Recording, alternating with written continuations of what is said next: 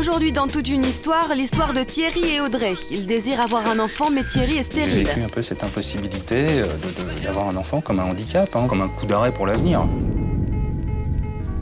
Cette souffrance de ne pas pouvoir avoir un enfant, et elle est là tous les jours, présente tous les jours. Et aussi l'histoire de Christophe, un homme infertile qui a l'impression d'avoir perdu sa virilité. J'ai disjoncté, j'avais envie de changer de vie, j'avais envie de quitter Audrey. Pendant quelques mois, j'étais plus moi-même, justement.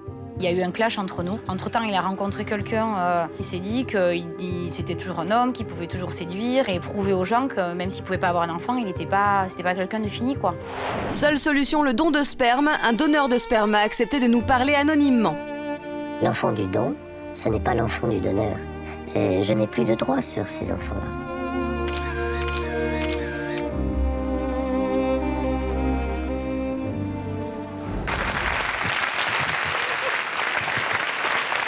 Bonjour monsieur.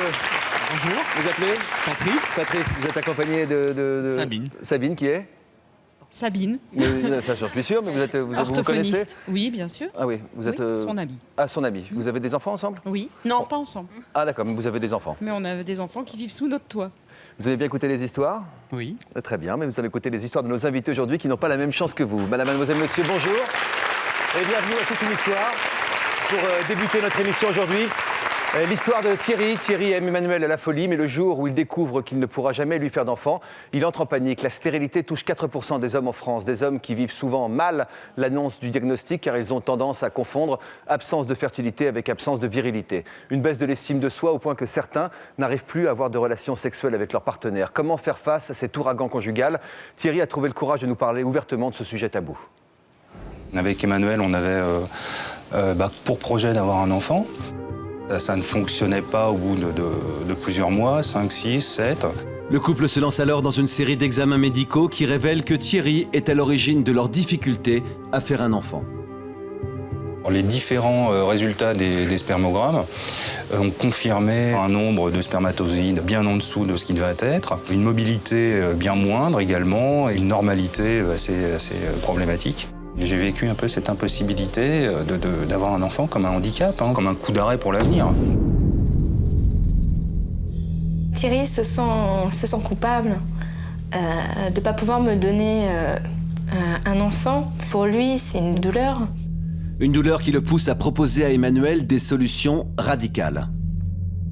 Et un jour, il m'a dit qu'il comprendrait que je le quitte pour avoir un enfant naturel et sans traitement. Moi, j'avais peur qu'elle se projette pas 20 ans plus tard, sans enfant, peut-être à ressasser ça, à me le reprocher, qui sait, un jour. Emmanuel refuse toute séparation et propose à Thierry de recourir aux techniques de procréation médicalement assistée.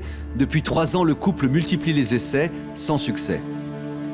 Le fait de faire toutes ces tentatives, c'est rapidement devenu assez obsessionnel. Au travail, on est complètement absent. Je pensais qu'à rentrer pour qu'on parle de ça, pour examiner les plannings. J'étais pressé de recommencer les tentatives.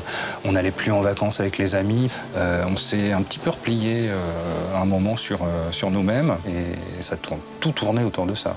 À la suite de leurs échecs successifs, Thierry propose alors à Emmanuel de faire appel à un autre géniteur. Donc un jour, il m'a dit « Écoute, moi si tu veux, il n'y a aucun problème. Tu peux aller coucher avec un homme, aller avec un autre homme pour tomber enceinte. » Puis j'ai rigolé et il était hors de question que j'aille voir un autre homme pour avoir un enfant, quoi. Quelle que soit la solution, seul le résultat compte par moment dans mon esprit. Quand on a plusieurs échecs, à un moment donné, il faut savoir aussi renoncer pour l'enfant biologiquement. Et donc prendre un autre chemin. Je vous demande d'accueillir Thierry et Emmanuel, s'il vous plaît.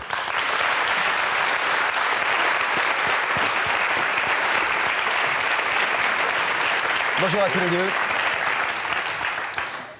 Quelle histoire quand même, hein? Quelle histoire. Que vous avez traversée. Oui. Que nous continuons à traverser. Que vous continuez de traverser. Oui. Il y a eu des moments difficiles? Très difficile, oui. Les hommes ne parlent pas facilement de ce problème d'infertilité masculine. Pourquoi vous acceptez d'en parler en pleine lumière? Pour tous les autres? Peut-être pour tous les autres, pour moi-même aussi. Disons que moi, j'ai eu énormément de mal à en parler, surtout au début. J'ai presque même fait un blocage. Et bon, j'ai trouvé quelques dérivatifs qui m'ont permis de m'aider un peu. Quoi donc? J'ai écrit un livre sur le sujet. Ça a été une excellente thérapie. Bon, il y a un contexte un petit peu spécial qui est dû aussi à la FIV, le processus de FIV duquel je me sentais complètement exclu. Fécondation in vitro. Voilà. Et je me suis un peu replié sur moi-même et l'écriture de ce livre m'a beaucoup aidé. D'où ce titre des mondes parallèles. Quelle était la première pensée quand vous avez su que vous ne pourriez pas avoir d'enfant? Alors pour ma part, la première pensée a été vers Emmanuelle en me disant que elle était faite pour être mère et que je ne pouvais pas lui imposer le fait de ne jamais avoir un enfant naturel de toute sa vie. Et donc ma première pensée, ça a été de la quitter. Comment vous avez réagi? J'ai pleuré. Bon, il me l'a annoncé au restaurant en plus. Quand on a eu le premier résultat du spermogramme, nous avons été au restaurant et donc il m'a dit pour ton bien, il faut que je te quitte. Hein. Donc c'est dur. Je m'y attendais pas du tout. Donc j'ai pleuré et en même temps je lui ai dit non, il y a des solutions, il n'est pas question. On va voir ce qui est possible de faire pour avoir un enfant. Et parmi ces possibilités, vous pouviez rester ensemble en tant que couple, mais vous allez voir ailleurs pour le temps de fabriquer un bébé? C'était sa proposition. Moi, j'aurais pas fait ça. Je ne sais pas si j'aurais eu le cœur assez grand, franchement. Alors disons que ça, c'était pas au tout début. Au tout début, je pense que les autres solutions médicalement assistées, je les privilégiais. De loin d'ailleurs, parce que je n'avais même pas pensé à cette solution dès le début. C'est petit à petit, au fil d'attente d'un succès qui ne vient pas, qui ne vient jamais, qui est de plus en plus douloureux, on se dit, personnellement... Trouver une autre solution. Une autre solution, et finalement, seul le résultat compte. De toute manière, au stade où j'en suis, je ne serai pas père naturellement, qu'il soit par adoption, qu'il soit par un autre géniteur. Je suis tout à fait prêt à l'accepter, il m'apportera le plus grand bonheur. Vous êtes sûr de ça? Absolument. Ça concerne 4% des hommes, la stérilité. Vous nous avez dit ce que vous ressentiez vis-à-vis de votre partenaire en disant « je ne peux pas la priver de quelque chose qu'elle mérite ». Et vous, vis-à-vis de vous-même, j'ai parlé d'absence de fertilité, synonyme d'absence de virilité. Bon, toi, vous êtes un mec, hein? Vous avez eu ce sentiment? J'ai entre les épaules. C'est vrai qu'au début, je le ressentais à la fois comme une responsabilité, mais comme un handicap, presque physique. Je ne sais pas si aucun homme est 100% homme, mais en tout cas, avec ce fait en moi, j'étais déjà plus certainement qu'à 99%. Il me manquait quelque chose. Ça, c'est un fait pour moi qui est avéré. Comment faire pour conserver la vie amoureuse entre vous deux? Le petit climat romantique? Des petits week-ends, on essaye de continuer à vivre, je dirais, entre guillemets, normalement. Oui, en réussissant à penser à autre chose qu'à cet enfant qui n'arrive pas? C'est très difficile, oui, très difficile. Oui, c'est ce que vous nous expliquez dans le reportage, Thierry. Nous allons continuer cette émission avec Thierry et Emmanuelle qui vont nous raconter leurs doutes, leurs blocages et comment ils les ont dépassés. Ils sont en train de les dépasser. Juste après cette bande-annonce, regardez bien, c'est ce qui nous attend dans cette émission un peu plus tard. Dans un instant, dans toute une histoire, l'histoire d'Armel. Son mari était stérile, il n'a pas pu lui donner Combien de d'enfant. temps vous vous êtes battu pour essayer d'avoir un bébé malgré 7 tout? ans. 7 ans? 7 ans. Puis on a acheté l'éponge, quoi. Dans les 5 minutes qui ont suivi l'annonce, là, il s'est effondré. Et l'histoire d'un duel pas comme les autres, les deux doyennes des Français, 112 ans chacune. Leurs petits-enfants viendront nous donner de leurs nouvelles. Elle a dû marcher jusqu'à 98 ans, époque à laquelle elle s'est cassé le col du fémur. Et elle en veut énormément au médecin qui n'a pas voulu lui faire de la rééducation. Elle lui souhaite la mort tous les jours, celui-là.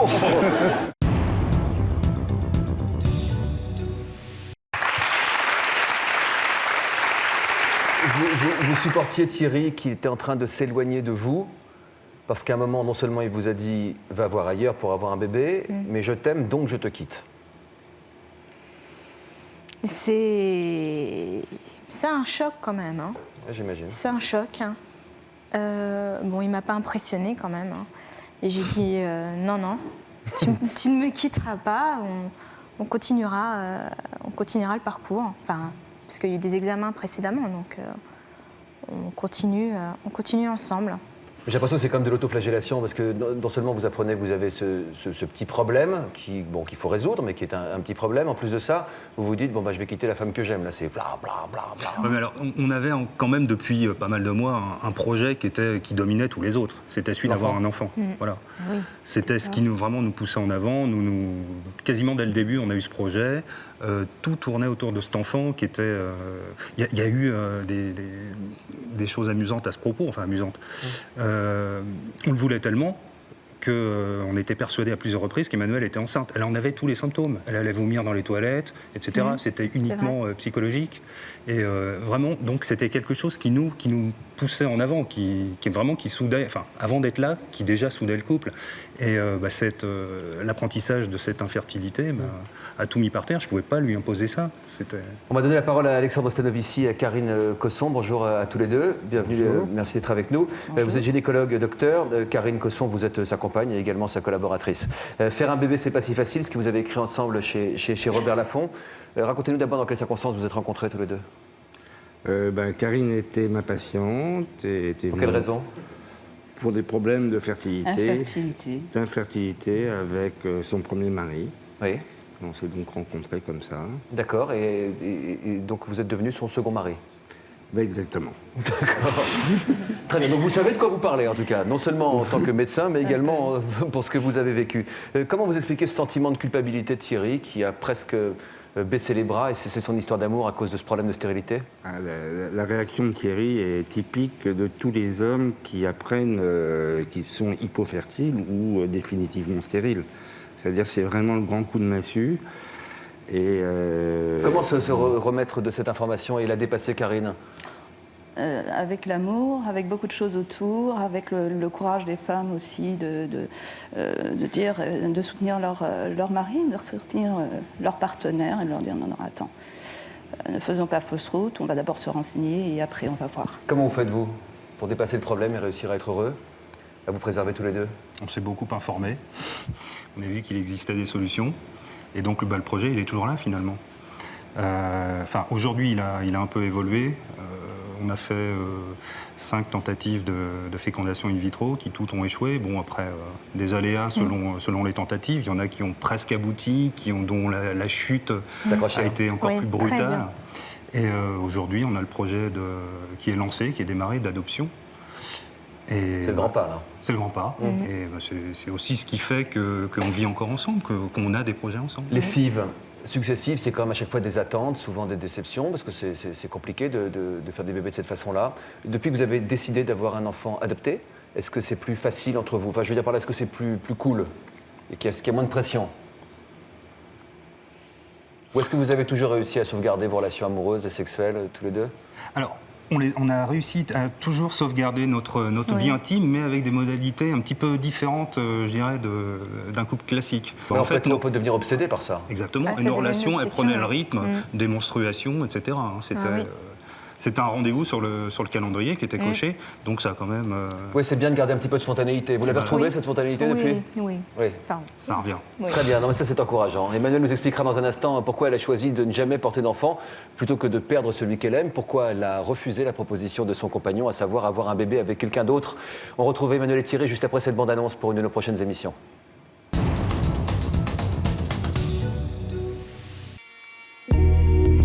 Prochainement dans Toute une histoire, l'histoire de Jonathan. Selon les docteurs, il est mythomane depuis l'âge de 7 ans. Je suis tellement dans mon trip que je me rends pas compte que je fais du mal aux autres, quoi. Et si on ne croit plus à son mensonge, qu'est-ce qui se passe alors? Quand on dit à Jonathan, tu n'as pas dit la vérité. C'est l'effondrement pour Jonathan. Et aussi l'histoire de Virginie, amoureuse d'un homme en pleine santé qui lui faisait croire qu'il souffrait d'un cancer. J'ai du mal à me dire que tout était mensonge. Tout. Ça voudrait dire que, effectivement, dans ce cas-là, je le connais pas. C'est qui cet homme? Ça voudrait dire qu'il ne vous a jamais aimé aussi? Ça voudrait dire ça aussi, ouais. Ou encore l'histoire de Sandrine qui croyait avoir trouvé son prince charmant sur Internet. Et le premier soir où il m'a appelé, j'ai décroché, puis je l'ai écouté parler, j'ai dit mais c'est pas possible, c'est un papy. Il avait trop une voix de vieux. À ce moment-là, on regarde la photo. C'est pas possible, ça va pas ensemble. Et puis Isabelle Carré racontera son histoire face au public. Moi, j'ai le droit de rajouter encore quelque chose. Bien sûr, tout ce que vous voulez. Parce que j'ai pas parlé d'une autre association. Je sais que ça fait beaucoup, mais ma grand-mère s'occupant de 11 associations, moi que de 3, je me dis ça va, ça reste... C'est héréditaire, donc... Voilà.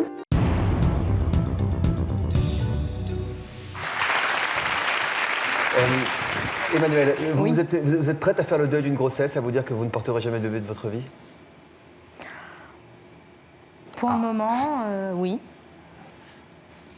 Je ne sais pas combien de temps va durer notre amour, mais l'amour que j'ai avec Thierry est très fort. Et pour le moment, je me dis, on peut avoir un bébé quel qu'il soit, et par l'adoption, je serai maman. Donc oui, je suis prête à ne pas porter d'enfant. Une grande preuve d'amour? Oui, bah, je le prends comme ça, ouais. Ah bah vous pouvez, ouais. C'est une preuve incroyable d'amour. Incroyable, je trouve, oui, absolument. C'est tellement important pour une femme de porter un enfant. Quand vous disiez à votre femme que vous étiez prête à l'encourager à avoir des relations sexuelles avec un autre homme, vous espériez quelle réponse? Alors, en fait, la réponse, elle était vraiment dans son camp, hein, que ce soit clair. Moi, il était hors de question de forcer la main, mais c'était plus qu'une pensée, c'était un projet. J'en ai parlé à un ami à moi qui a eu énormément de mal à se faire à cette idée. Hein, et vous? Parce que vous êtes concerné un peu aussi. Je me voyais pas du tout aller avec un autre homme. Enfin, je suis un petit peu fleur bleue déjà au départ, donc puis il faut aussi que ça tombe au bon moment. Hein. Non, c'est pas question. Non. Tout de suite, vous avez dit c'est pas question? Non. Et votre copain était d'accord pour le faire? Oh, pas immédiatement. Il a fallu vraiment faire le forcing. Et puis. S'il avait été d'accord immédiatement, ça aurait peut-être posé un petit problème. Ah oui, bien sûr, tout de suite, ta femme, évidemment. Je me laisserai poser des questions. Il a peut-être joué à la comédie, d'ailleurs. Mais non, il fallait une phase d'approche et puis il faut digérer ça. Exactement. Vous ne voyez pas faire un bébé avec quelqu'un d'autre pour l'instant? Non, pas du tout. Non. Pas du tout. Merci à vous deux. On va continuer avec, sur cette question de la stérilité masculine, des solutions que peuvent trouver les couples pour pouvoir dépasser ce problème et conserver leur amour, avec Audrey et Christophe. Vous allez écouter leur histoire. Quand Christophe découvre qu'il ne peut pas avoir d'enfant, le monde s'écroule autour de lui. Depuis toujours, cet homme rêvait, comme tous les hommes, de devenir papa. Il est incapable d'encaisser la nouvelle et il tombe en profonde dépression. En couple depuis 13 ans et mariés depuis 5 ans, Christophe et Audrey ont logiquement souhaité devenir parents. Mais le destin en a décidé autrement. Azoospermie, absence de spermatozoïdes dans le sperme, cause de stérilité. Ben voilà, je vous ai fait lecture de mon cas perso. Après de nombreux examens, Christophe comprend qu'il n'aura jamais d'enfant naturellement. Ce jour-là, c'est le monde qui s'écroule, hein. Surtout moi qui avais envie d'avoir des enfants. C'est un grand coup de pied que tu prends dans la figure, quoi. C'est tout ce qui s'écroule. On ressent de l'amertume, on ressent de la colère, on ressent tout simplement du dégoût. Ouais, du dégoût, de la tristesse. Le couple vit très mal cette annonce de stérilité et Christophe fait carrément une dépression. J'ai disjoncté, j'avais envie de changer de vie, j'avais envie de quitter Audrey, j'avais envie de changer de vie, quoi, de partir tout simplement, de fuir tout ce monde, parce que je pensais que mon malheur était ici, donc je voulais le fuir. Il y a eu un clash entre nous au mois d'août. Entre-temps, il a rencontré quelqu'un qui était pour lui un exutoire. Il s'est dit que c'était toujours un homme, qu'il pouvait toujours séduire et prouver aux gens que même s'il ne pouvait pas avoir un enfant, c'était pas quelqu'un de fini, quoi. Audrey ne peut pas se résigner à laisser partir celui qu'elle aime. Elle maintient le contact coûte que coûte. Pendant 3 mois, ça a été très difficile entre nous. Mais bon, moi, je me suis battue comme une chienne. Je crois que je peux pas dire autre chose, même si c'est pas très joli. Parce que je savais que, en fait, il avait besoin d'aide extérieure pour passer ce cap et faire le deuil de l'enfant qui n'aura jamais vraiment à lui, quoi. Pendant cette séparation, Audrey a été extraordinaire. Je crois qu'elle a été une femme que tout homme pourrait ou souhaiterait avoir, m'a entouré de tout l'amour qu'elle pouvait faire pour essayer de me faire toucher du doigt que ce mal-être venait que d'une seule chose, quoi, mon problème d'infertilité. Après 3 mois de séparation, Christophe comprend que ce n'est qu'auprès d'Audrey qu'il pourra s'en sortir. Grâce au progrès de la médecine, ils envisagent maintenant un avenir à 3. Aujourd'hui, tous les deux, on est forts, on sait qu'on va y arriver, on est sûr notre couple est solide, sinon on n'aurait pas traversé tout ça. Donc on est sûr de nous deux, de notre futur nous 3. On sait qu'on va y arriver.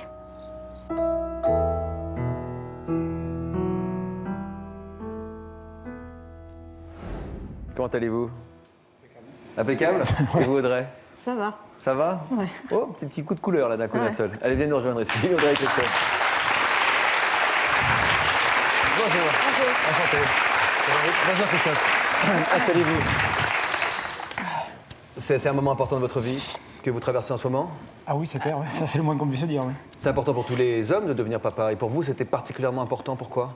Parce que j'adore les gamins, parce que pour moi, à mon avis, il y a des étapes dans la vie. Donc, on doit rencontrer quelqu'un, se marier. Et puis après, quand tu te maries, il faut être papa, il faut être parent. Donc, à un moment donné, c'est une étape de ta vie mais qui s'arrête, quoi. Donc voilà.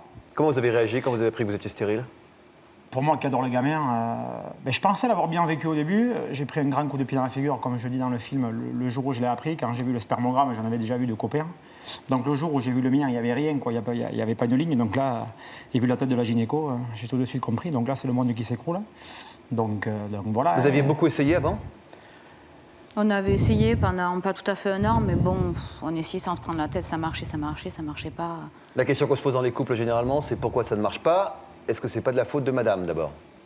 Voilà. 90% du temps, c'est comme ça que ça se passe. Mais là, les hommes ont du mal à se remettre en cause. D'abord, on pense que c'est madame qui ne fonctionne pas. Même pas dans ce cas-là, parce que justement, la gynéco suivait Audrey depuis hyper longtemps. Et justement, là, elle lui a dit, avant de faire des examens sur toi, on va penser à votre mari. Et puis bon, voilà, je lui dis, il n'y a pas de problème, je ne suis pas le mec macho, ça vient de la fille, non, pas du tout, quoi. Mais bon, il était persuadé qu'il n'avait pas de problème, par contre. Ouais, j'étais persuadé de pas en avoir. Ouais.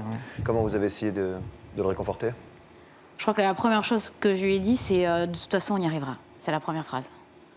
Je lui ai dit, je sais pas comment, mais on y arrivera. Même s'il faut aller, je crois que j'ai dit ça, même s'il faut à l'étranger, même s'il faut partir, voir chercher des solutions ailleurs, on y arrivera. Ça fait combien de temps que vous êtes ensemble? 13 ans. Ça fait combien de temps que vous voulez avoir un bébé? 3 ans. 13 ans de vie commune, c'est quand même pas mal. Il y a le papa de Christophe qui est avec nous, Jean-Claude. Bonjour, Jean-Claude. Bonjour. Donc vous êtes papa de ce beau bébé, si je peux dire. Comment vous avez réagi en voyant votre fils désemparé? Eh bien, dans les médias, il y a eu, comme a dit Audrey et Christophe, il y a eu un choc. On se demande pourquoi. On ne réalise pas la portée. On ne comprend pas. On reste sans réponse un moment. Et même aujourd'hui, j'en suis encore ému. Votre fils nous a dit qu'il avait pété une durite. Oui, il irait même un câble. De quelle façon? Eh bien, il s'était mis en doute. Il a douté. Il a douté jusqu'à peut-être sacrifier sa vie de couple. Vous avez vraiment dérapé? Péter un câble, a dit votre père. Oui, tout à fait. Oui, j'ai complètement. On remet tout en question, quoi. Moi, je voulais tout remettre en question, toute ma vie, ma famille, Audrey, mes amis. Voilà. Moi, Comment vous avez essayé de le rattraper au lasso? Ça a été gaillard. Ouais. Ça a été dur, très dur, mais bon. Ça fait 13 ans qu'on est ensemble, je le connais par cœur, donc pour moi, dans un problème là, c'est que la communication. La communication et parler. Il fait un peu de la psychologie de comptoir. Mais il est parti? Oui, il est parti. Ouais. Enfin, il n'est pas parti à l'étranger, mais il est parti, oui, il est reparti pendant un mois chez ses parents. Mais bon, on se voyait quand même tous les 2 jours, 3 jours. Donc, Ça a été en définitive ma bouée de sauvetage. Je voulais m'éloigner d'elle, mais... Vous n'étiez pas parti tout seul non plus, vous étiez parti chez votre maman et chez votre popo. Tiens, bien sûr. Papa qui est là ici. Et je voulais la fuir tout en recherchant le contact avec elle, quoi. C'est vrai que ça a été... elle a été... Chaque fois qu'il discutait avec moi et qu'on discutait de ça, il comprenait, il me dit que oui, c'était ça. Et puis le lendemain, non, c'était plus ça. Et une dépression, quoi. C'est difficile à dire quand on a les pieds sur terre. Et je pensais les avoir... Moi, je croyais toujours pouvoir me sortir de tout parce que j'avais le mental. Je me suis dit, ça, on va y passer par-dessus. Il y a des solutions. Et puis non, en définitive, on ne passe pas tout seul au-dessus d'un truc comme ça, quoi. Donc voilà. On ne peut pas faire comme si c'était rien passé. Il faut vraiment digérer la nouvelle. En tout cas, ce que je note, c'est que comme Thierry, après avoir appris cette nouvelle, vous avez tous les deux décidé de quitter votre femme, quoi. C'est pas un aveu ni de faiblesse ni de lâcheté, c'est qu'en définitive, moi c'est vrai que pour moi-même, pendant quelques mois, j'étais plus moi-même justement. Ouais. C'est difficile. Qu'est-ce que ça révèle à votre avis? Pourquoi est-ce que c'est si profond? Ça remet tout en cause?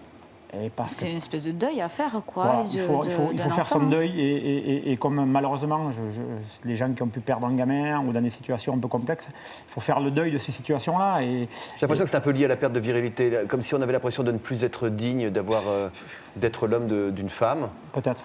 Il faut dépasser ça, évidemment. Inconsciemment, je pense. Mais c'est assez fréquent, docteur, d'envoyer tout balader quand on reçoit une information comme celle-ci, à savoir que notre projet de vie, paf, est arrêté en plein vol. Oui, tout à fait. Oui. Tout envoyé péter, le travail, les familles, les amis. De fierté masculine aussi, je crois. C'est-à-dire qu'on se sent incapable, c'est vraiment souvent la dépression. Après, il faut justement que les patients viennent consulter et qu'on leur redonne l'espoir. Depuis que vous avez réussi à surmonter votre dépression, votre couple est plus uni que jamais. Vous avez donc décidé de faire appel à un donneur de sperme. Pour 15 jours, Audrey porte ce bébé, votre enfant. Je vous souhaite plein de bonheur, ça va être super après. Seule l'adoption ou le don de sperme peuvent permettre à Audrey et Christophe de devenir parents. Après mûre réflexion, ils ont choisi de faire appel à un donneur. Nous avons choisi de partir sur le don de sperme puisqu'Audrey n'a aucun problème, d'ovulation. Donc je pouvais pas et je ne voulais pas la priver de ce cadeau-là qui est, je pense, d'être enceinte. Donc c'est pour ça qu'on s'est tourné vers le don de sperme. C'est quelque chose qui me touche, qu'il a accepté de faire appel au don de sperme parce que c'est quand même une démarche qui n'est pas facile, quoi. Donc il l'a fait pour moi. C'est peut-être la plus belle preuve d'amour. Il n'y a peut-être pas beaucoup de monde qui l'aurait fait, quoi. Après un an de démarche, Christophe et Audrey ont enfin trouvé leur donneur en passant par une banque de sperme. Mais le procédé est délicat et les échecs sont fréquents. J'y croyais dur comme fer pour ce mois-ci. Bon, il s'est avéré que non, ça n'a pas pu se faire. Mais voilà, tu mets le genou à terre pendant 5 minutes et puis après tu te relèves et tu repars pour préparer le mois prochain parce qu'il faut y croire, il faut arriver, je vais dire, au top psychologiquement parce que là aussi, je pense que le psychologique il joue beaucoup. Donc avec Audrey, on y croit dur comme fer, on se soutient, on est motivé et puis on croise les doigts pour le mois d'août. Christophe ne sera jamais père biologique. Audrey a réfléchi aux risques que cela pourrait comporter pour l'avenir de leur couple. En fait, le risque, c'est que je sais qu'on y arrivera et qu'on l'aura, mais de toute façon, ce que je sais aussi, c'est que cette chose-là, elle sera pour toute notre vie, elle sera là. Il y aura une toute petite partie de lui qui se dira, c'est pas le mien. Mais il faudra être vigilant que lui n'ait pas un deuxième clash, entre guillemets, inconscient par rapport à ça, quoi. Je t'aime plus que tout, je sais qu'on va y arriver, même si c'est dur. Et je nous souhaite plein de bonheur parce que ça va être super après.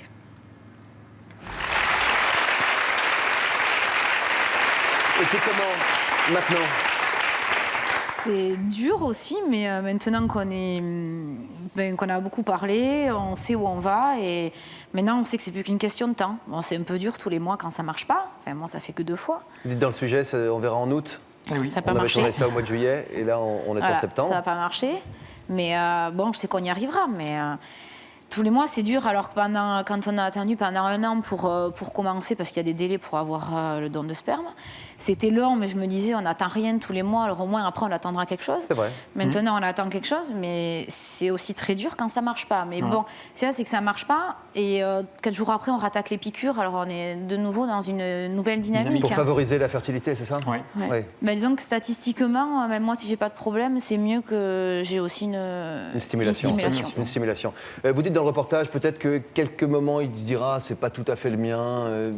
Je pense pas qu'il se dira ça. Je vous dis franchement, quand on voit les parents, par exemple, qui ont adopté un enfant, même s'il est d'une couleur complètement différente, d'une culture complètement différente, les parents s'approprient cet enfant comme si c'était le leur. Donc je pense que vous n'aurez pas du tout ce problème-là. Ouais, je sais pas.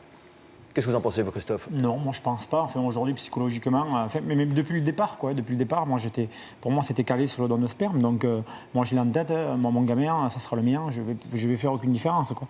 Moi, il me tient qu'une chose, c'est de le voir là, de lui parler, voilà. Je sais ce que c'est. Ouais. Non, moi, je pense pas que je ferai de différence. Non. Pourquoi avoir choisi le donneur de sperme plutôt que l'adoption? Parce qu'Audrey n'a pas de problème, on va dire, particulier a priori pour tomber en sperme. Donc, de tomber enceinte, donc à partir de là, moi c'est vrai que j'ai envie de voir cette grossesse, de la voir enceinte, parce que je pense que pour une femme c'est des moments magiques, donc non.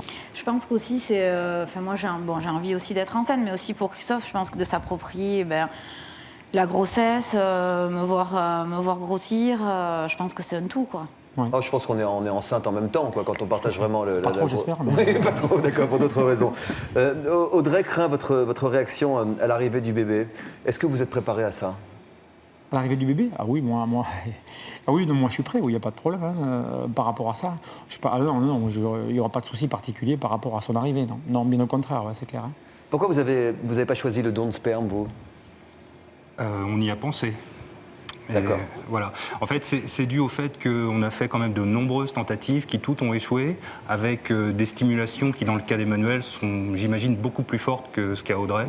Et donc contraignantes? Oui. De quelle façon? Par piqûre aussi? Par piqûre, oui. Piqûre, ponction, il y a une intervention c'est tout un chirurgicale. protocole Ah ouais, c'est un traitement lourd. Très lourd, oui. Et au bout de 5 fois, il y a quand même des effets secondaires probables, enfin du moins possibles.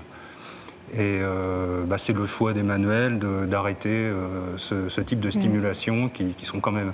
Il faut voir les humeurs. Hein. Elle pleure un jour, elle rigole 5 minutes après. Et vous? Non, moi je pleure quand j'ai mes règles et c'est tout. Et après c'est reparti.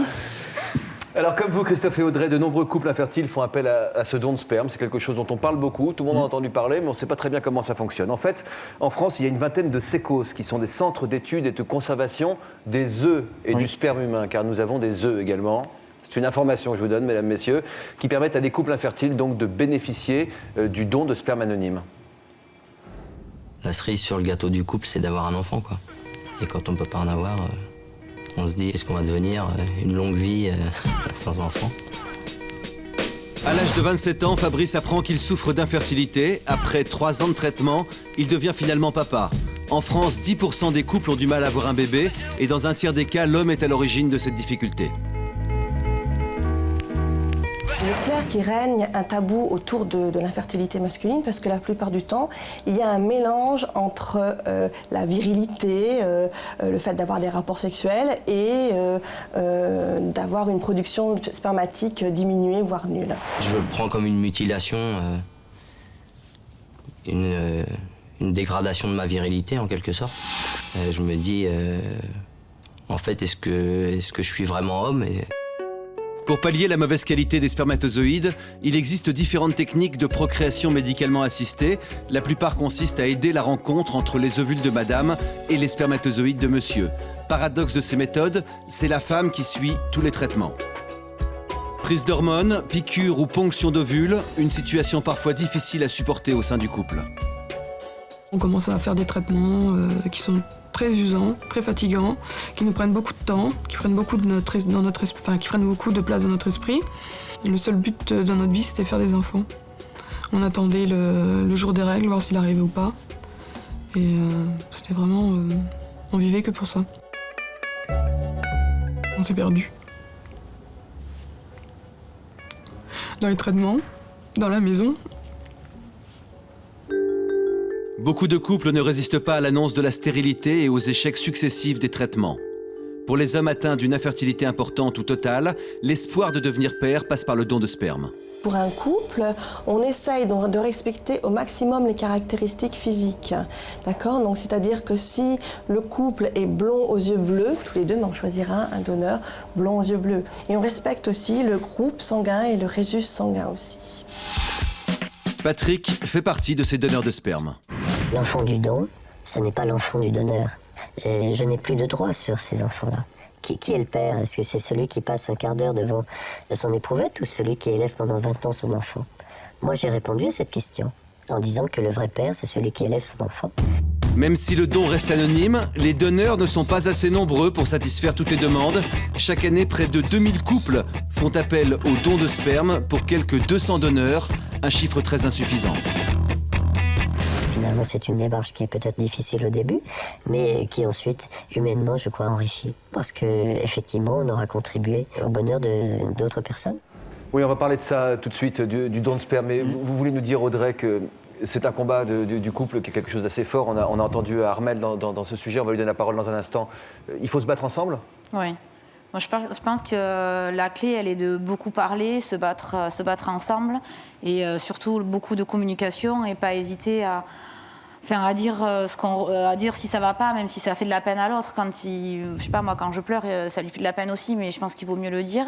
Et beaucoup de communication et savoir que c'est un combat lent et difficile et de tous les jours. Ça veut dire que vos états d'âme, par exemple, quand vous avez une perte de morale, vous en parlez avec votre compagnon? Ouais, ce que je faisais pas. Il y a pas beaucoup de couples qui ne parlent pas dans ces moments-là. Aujourd'hui, ça en fait peur parce qu'on est passé par des moments très difficiles. Donc aujourd'hui, c'est vrai que, mais voilà, c'est vrai qu'avec la discussion, on va arriver à s'en sortir parce que c'est vrai qu'on ne veut pas faire mal à l'autre. Voilà. Ouais, c'est ça. Alors là, on peut laisser s'installer des non-dits. Tout à fait. Voilà. Tout à fait. Après, pour dépasser ça, c'est difficile. Hein. Donc, et quand on est deux, forcément, on est beaucoup plus fort et même quand ça va moins bien, quoi. Mais c'est vrai que voilà, moi, le message que je veux faire passer, c'est ça. C'est un combat, que ce soit pour Emmanuel ou Thierry pour l'adoption, ou nous pour le don de sperme. On s'engage dans des durées. C'est 2 ans et demi d'attente. Et donc là aussi, avec la lassitude, avec le combat, il y a des fois, ça s'effiloche, quoi. Donc si on ne communique pas, si on ne fait pas des petits week-ends comme Emmanuel disait, si on ne prend pas du temps pour soi, on est obnubilé par ce genre de choses. Ouais. Et ça peut tuer l'amour. C'est ce qui est arrivé, Armelle? Oui. Comment ça se fait? Par quel processus vous n'avez pas réussi à dépasser ça? Je sais pas, on a essayé de discuter, mais on n'a pas réussi, quoi. Où étaient les blocages? Disons que nous, on a eu des grossesses. J'ai justement enceinte 2 fois, et donc c'est peut-être ce qui a joué aussi. Des espoirs? Ouais, très quand ça marche pas, là, ça marche pas, c'est pire. C'est-à-dire que ça a marché, et puis tout d'un coup, vous avez perdu les bébés? fausses couches, c'est encore pire que si ça marchait pas, quoi. On parlait de la nécessité du dialogue à l'instant. Vous avez l'impression d'avoir... On dialoguait beaucoup, mais je sais pas pourquoi ça... Vous savez toujours pas aujourd'hui pourquoi ça n'a pas marché? Non, je sais pas pourquoi. Il y a combien de temps que vous êtes séparés maintenant? 6 bons mois. Vous arrivez à dépasser ça? Oui. Enfin, le sujet me touche encore beaucoup, mais... Combien de temps vous vous êtes battus pour essayer d'avoir un bébé malgré tout? 7 ans. 7 ans. On a fait 6 inséminations, 3 FIV. Je suis tombée enceinte 2 fois. J'ai fait une grossesse extra-utérine, 2 fausses couches. Oui, parce que je suis tombée enceinte de jumeaux d'une grossesse spontanée. Et puis après, les traitements nous usent. Puis on a acheté l'éponge, quoi. Je voudrais alerter nos spectateurs sur le fait qu'on manque de donneurs en France. On parle beaucoup du don de sang et pas suffisamment du don de sperme. Alors regardez les informations, ce qu'il faut absolument avoir pour pouvoir devenir un donneur. Donc avoir moins de 45 ans, avoir au moins un enfant, histoire de pas avoir comme un enfant par procuration, quoi, quelque chose qui vienne remplacer quelque chose de trop important. Être marié ou en vie commune, avoir l'accord de sa compagne et ne pas avoir de maladies sexuellement transmissibles. Si vous répondez à toutes ces données, c'est quand même pas impossible non plus, et si vous en avez le courage, faites-le, parce que ça donne beaucoup d'espoir à beaucoup de couples. Merci Armelle de nous avoir apporté votre témoignage. Christophe et Audrey. Accrochez-vous, revenez nous voir. Pareil pour tous les deux, avec un bébé, ça prendra le temps qu'il faut, accrochez-vous, n'oubliez pas d'être des amoureux tous les deux, néanmoins, et de garder votre vie. Merci, j'espère vous recevoir prochainement. Vous restez avec nous pour notre prochaine histoire et pour écouter l'histoire de Simone et Marie. Est-ce que vous avez entendu parler de ces 2 dames qui ont chacune 112 ans? Je vous entends pas? Oui. Oui. Simone et Marie ont 112 ans chacune. Ce sont les 2 plus vieilles dames de France. Ça fait espérer, ça, non? On les retrouve tout de suite après cet appel à témoins. Suivez-les attentivement, il vous concerne peut-être. Vous venez de vous marier et rien ne va plus dans votre couple. Vous avez perdu l'un de vos 5 sens. Vous entretenez une relation platonique avec un ou une amie, votre conjoint est jaloux. Pour nous raconter votre histoire, contactez-nous au 01 53 84 30 08 ou connectez-vous sur le site de l'émission. Demain, dans toute une histoire, l'histoire de Romain, Julien et Inès. Argent, fêtes, paillettes, leur vie semble facile. Je peux pas passer une soirée sans boire, sans fumer des cigarettes. Des grosses sommes d'argent que j'ai dépensées très rapidement. Donc, combien par exemple? 25 000 €. En combien de temps? 15 jours. Certaines personnes travaillent, d'autres dépensent de l'argent sans avoir travaillé avant. Moi, j'ai pas nécessairement envie de me battre. Mais l'histoire de cette jeunesse dorée est souvent teintée d'ennui et de mélancolie. Quels sont les grands plaisirs que vous trouvez dans cette vie-là? Très bonne question. Très bonne question. Pas trop de plaisir. Le faire passer la vie, peut-être. C'est vrai qu'un jour, il faudra peut-être se calmer. Enfin, je pense. Le désespoir, c'est aussi un luxe. Il faut avoir le temps d'être malheureux. Et une solution pour ça, c'est trouver un boulot, hein? Oui. Vous y avez pensé? Je pense, oui. Et aussi l'histoire de Philippe, il a retrouvé Corinne, son premier amour. c'était plus que simplement un coup de fil pour prendre des nouvelles, quoi. Non, je lui ai dit, bon, ben voilà, si tu es encore amoureuse de moi, je suis libre. Je viens de divorcer, donc... Imaginez, 20 ans plus tard, ça doit faire drôle.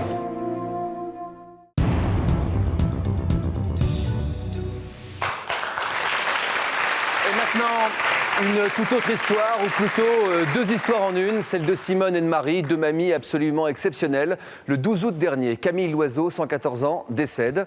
Marie Mornay, 112 ans, est alors proclamée doyenne des Français. Mais coup de théâtre, une semaine plus tard, le neveu de Simone Caponi fait valoir que sa tante est née 3 semaines plus tôt. 112 ans chacune, mais 3 semaines de différence.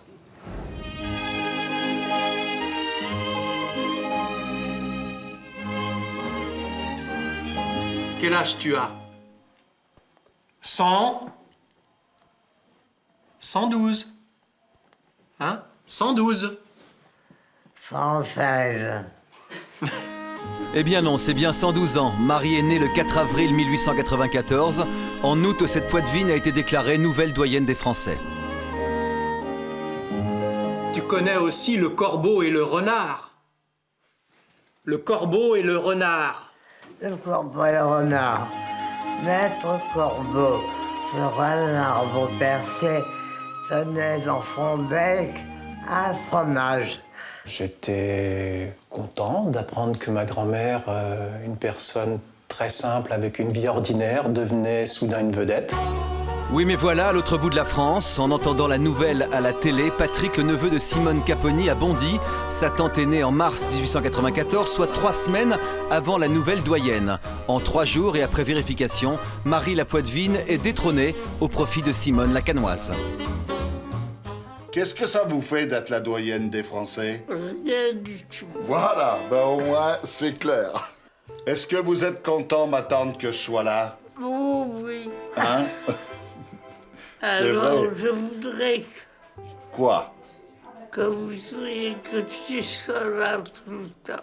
J'écoutais machinalement, je dois dire, les nouvelles sur FR3. Et tout d'un coup, j'ai entendu la doyenne des Français vient de mourir.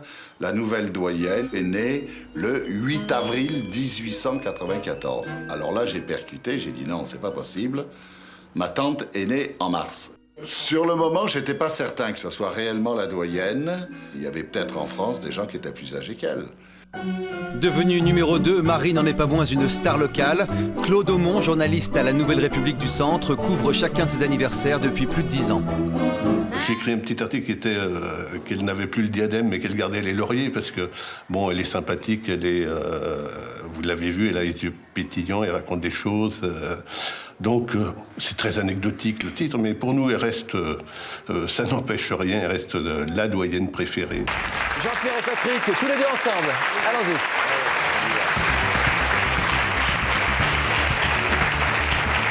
J'espère pour vous que c'est génétique. J'espère que c'est génétique pour vous. Bonjour Patrick. Enchanté. Alors, il ne s'agit pas d'un combat, hein, tous les deux. C'est plutôt quelque chose d'assez amusant et d'assez anecdotique d'avoir chacun une aïeule ou une parente qui a plus de 100 ans, beaucoup plus de 100 ans, plus de 110 ans, 112 ans.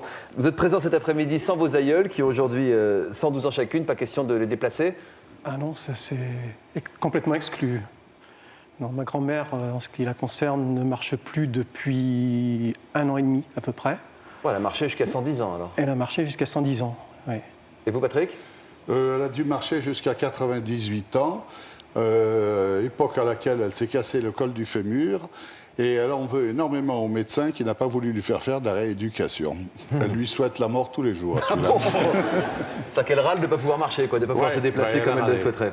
De quelle manière vous avez appris que votre grand-mère était la doyenne des Français? J'étais tranquillement chez moi, en train de boire un coup avec des amis, et puis le téléphone a sonné. Et c'était l'AFP qui m'a appelé pour me donner cette information. Donc j'étais très surpris, content aussi, hein, c'est quand même un honneur. Alors quand vous avez appris, vous, Patrick, que Marie était nommée doyenne alors que votre tante était plus âgée, qu'est-ce que vous vous êtes dit? Je me suis dit simplement qu'il y avait une erreur, donc j'ai gentiment appelé la chaîne de télévision en leur disant « Écoutez, je suis navré, mais il y a une erreur. » Alors, c'était moi qui avais tout faux.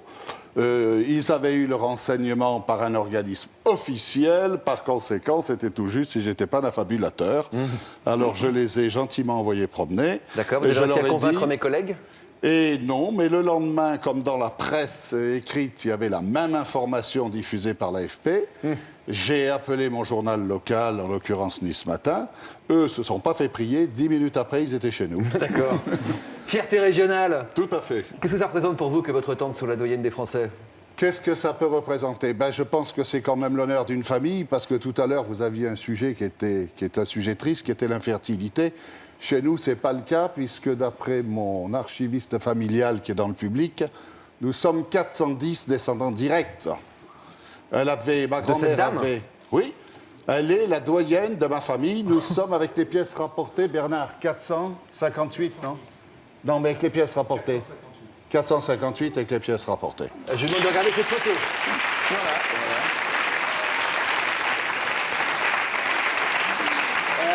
Est-ce qu'il y a un facteur génétique? Est-ce que pour autant, vous avez 70 ans aujourd'hui? Oui. Vous dites qu'il y a encore 42 ans devant vous pour battre leur corps? Écoutez, moi, ça ne m'intéresse pas tellement. J'ai l'impression que chez nous, c'est plutôt les femmes, puisque j'ai une autre tante qui a 94 ans. Donc, je pense qu'elle est bon pied, bon oeil. Elle boit son petit verre de rosé. Celle-là fumait sa cigarette. Ah bon? Oui, bien sûr. Je poserai des questions pour savoir exactement comment elles font, ces femmes, pour se maintenir aussi longtemps. Une vie saine, je crois, et puis surtout un entourage. Moi, j'ai mis en place autour de ma tante avec mes cousins, mes cousines, on a mis en place un entourage. Ma tante ne veut absolument pas aller dans une maison de retraite. Il en est hors de question. Elle vit toute seule chez elle. Toute seule? Oui, oui. Elle a des voisines auxquelles je rends hommage, j'en profite d'ailleurs pour le dire, qui sont Danielle Polguer et Micheline Bromand, qui nous rendent un service extraordinaire. Une habite au-dessus, l'autre à côté. Donc, de temps en temps, elles vont faire un petit tour pour voir comment ça se passe. Et comment elles se débrouillent toutes seules, sinon, le reste du temps? J'ai mis en place, avec mes cousins et mes cousines, tous un système d'aide à domicile. Elle n'est jamais seule, il y a toujours quelqu'un. Elle se tient au courant des nouvelles, on lui lit les journaux. Elle était très inquiète du tsunami. Elle s'est fait beaucoup de soucis pour le passage à l'euro, mais il y a 35 ans qu'elle n'est pas sortie de chez elle. Mais je lui ai apporté une calculette pour qu'elle soit rassurée. Voilà. Alors, on va regarder ensemble, Patrick, puisque vous avez aujourd'hui 70 ans, vous êtes le neveu de Simone. On va vérifier que cette famille, puisque votre tante intrépide et dynamique, malgré ses 112 ans, continue à s'intéresser à l'actualité, continue à suivre les informations, continue à boire un petit coup de temps en temps et à avaler 2 desserts à la fin des repas. Oui. Quand c'est bon, pourquoi se priver? C'était à l'époque ma seconde mère. Quand mes parents n'étaient pas là, quand mes parents partaient en vacances ou qu'ils s'absentaient, j'allais chez elle. Et puis j'allais chez elle avec mes petits copains passer le jeudi, puisqu'à l'époque, le jeudi, on ne travaillait pas. Elle a participé énormément à mon éducation. Elle était très autoritaire, mais enfin bon, c'était une autorité bienveillante. Elle nous a un peu appris, guidés dans la morale, c'est-à-dire ce qui est bien et ce qui est mal. Simone Caponi, la doyenne officielle des Français, a longtemps été bibliothécaire. Son métier lui a permis de jouer un rôle actif sous l'occupation. L'anecdote dont on est la plus fière, c'est lorsqu'elle a été arrêtée par la Waffen-SS parce qu'elle avait planqué dans l'arrière-pays les chefs-d'œuvre et les trésors artistiques de la ville de Cannes. On se demandait d'ailleurs dans quel état on la retrouverait. Et puis elle a joué la naïve en disant « Mais attendez, moi je ne suis qu'une petite employée ». Aujourd'hui, Simone Caponi est à la tête d'une grande famille de 457 personnes. Elle n'a jamais eu d'enfant, mais elle a 37 neveux. On est une grande famille très unie, elle est la cheftaine du clan. J'espère qu'elle continuera à vivre longtemps encore. Moi, elle était là le jour de ma naissance et elle me suivra jusqu'au bout, enfin tant que nous pourrons être ensemble. Pourquoi est-ce qu'elle n'a jamais eu d'enfant?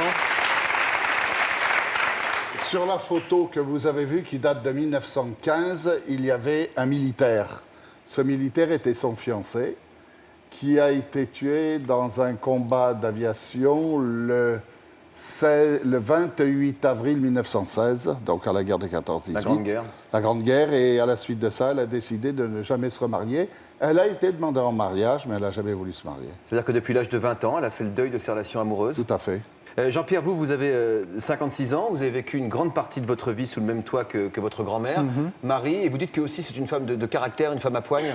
Ah, effectivement, ma grand-mère était très très autoritaire. Quand j'étais adolescent, ça faisait du bruit, très souvent. Elle donnait des ordres et moi je les transgressais. D'accord, normal, ça c'est la vie. Ça veut dire aussi que peut-être que pour vivre vieux, c'était aussi le cas de Jeanne Calment, il faut un sacré tempérament. Regardez. La relation avec ma grand-mère est un petit peu compliquée et a évolué au fil des ans. J'ai vécu avec elle de 0 à 20 ans. Durant mon adolescence, elle était très autoritaire. Et puis, un jour, elle a décidé de partir en maison de retraite d'elle-même, sans demander avis à qui que ce soit. Pendant quelques années, Marie choisit de vivre en maison de retraite. Ensuite, elle retrouve son petit-fils, devenu marié et père de famille.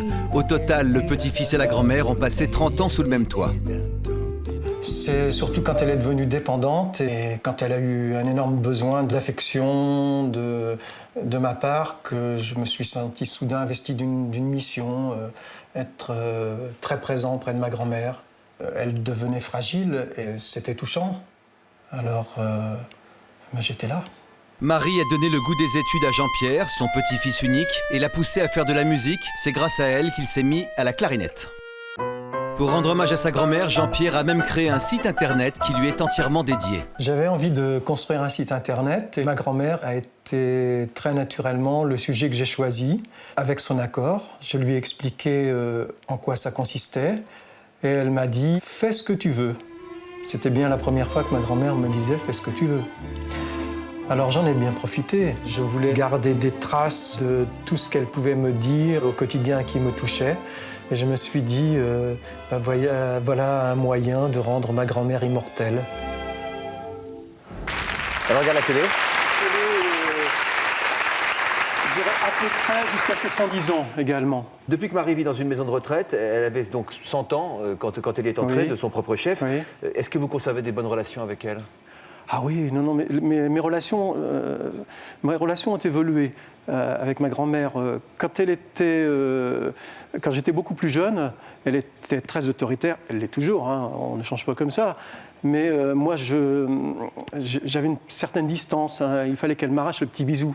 Tandis qu'aujourd'hui, c'est de bon cœur, j'ai envie de lui donner ce petit bisou. Et je suis très proche physiquement de ma grand-mère. Et de profiter du temps présent. Ah oui. Qu'est-ce que vous en déduisez des secrets de longévité? J'ai l'impression que ces deux femmes n'ont pas vécu de la même manière. Le point commun, c'est ce caractère trempé. Oui. On a pu comparer ça. On ne se connaissait pas, mais il y a un point sur lequel on est bien tombé d'accord, c'est le caractère entier et absolu. Hein. Oui. Elles ont conscience qu'elles sont des doyennes, qu'elles sont des symboles, des espoirs pour tout le monde? Elles s'en fichent complètement. Oui, exactement. Pourquoi toute cette agitation, m'a-t-elle dit encore récemment? Très bien, serrez-vous la main. Et voilà, merci d'avoir été avec nous, à demain. Au revoir.